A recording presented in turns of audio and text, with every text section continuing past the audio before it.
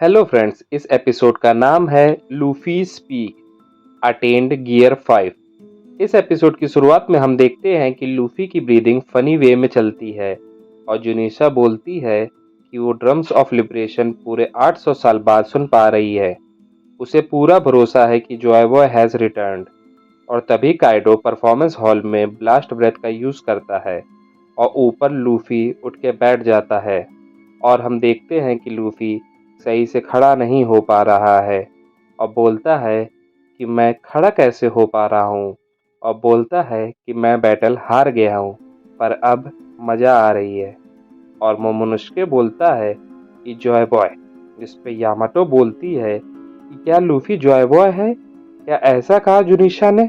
और इधर लूफी हंसने लगता है और तभी सांजी उठ जाता है क्योंकि उसे लूफी की प्रेजेंस फील होती है अलग लेवल पे।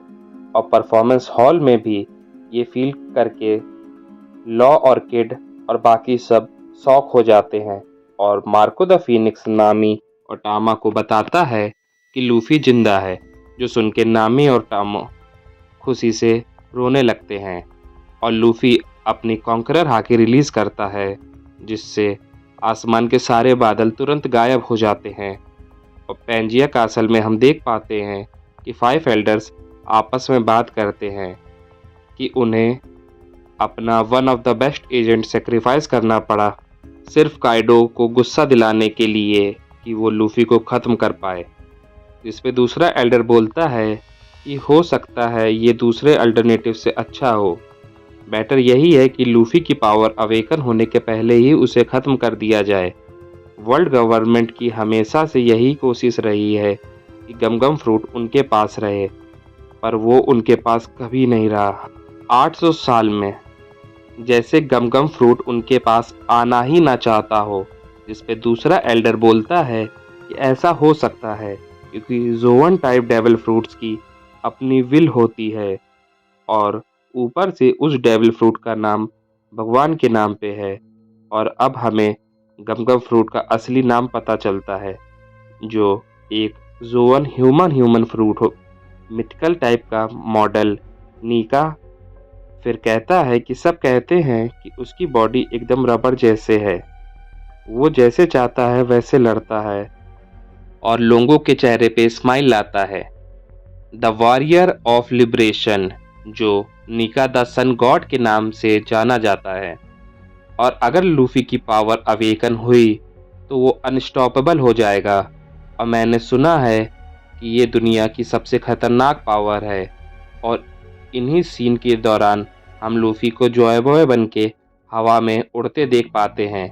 इसके बैकग्राउंड में चांद होता है जिसका हम बेसब्री से इंतज़ार कर रहे थे इतने दिन से। बस मुझे यहाँ एक चीज़ ख़राब लगी कि लूफी की हंसी नहीं सुनाई गई हमें इस सीन में।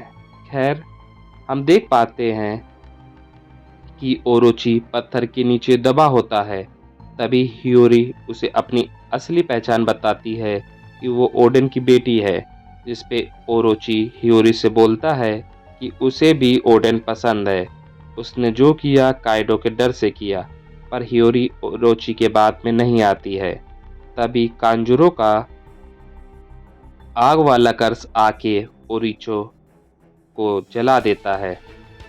और फिर हम देख पाते हैं कि लूफी के नीचे की पूरी ज़मीन रबर की हो जाती है और लूफी कहता है कि अब मैं जो चाहे कर सकता हूँ, ये मेरी पीक है। और बोलता है कि मेरी हार्ट बीट फनी साउंड कर रही है और ये है गियर 5।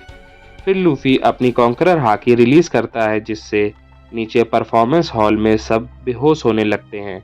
और लूफी अपना हाथ बड़ा करके काइडो को ऐसे पकड़ता है जैसे काइडो बैलून हो और काइडो को ऊपर खींच लेता है, जिसका एनिमेशन फनी वे में किया गया है जिससे परफॉर्मेंस हॉल में सब शॉक हो जाते हैं।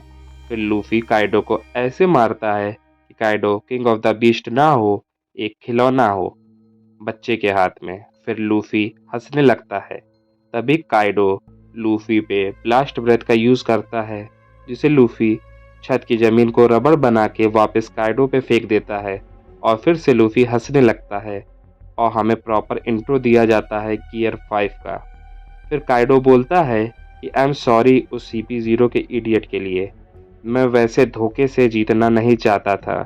फिर गियर 5 में आने के बाद हम पहली बार लूफी का फेस देख पाते हैं और लूफी काइडो से बोलता है टेंशन ना लो, आओ इसे सेटल करते हैं। और लूफी और काइडो आमने सामने आते हैं और बूम, द एंड। इस एपिसोड को फनी वे में इसलिए एनिमेट किया गया है क्योंकि ये जॉय बॉय का इंट्रोडक्शन है और जॉय बॉय सबके चेहरे पे स्माइल लाता है। अगर आपको ये एपिसोड या कोई और एनिमे डाउनलोड करना है तो आप मुझे इंस्टाग्राम पे मैसेज कर सकते हैं। Link is in description box. Thank you.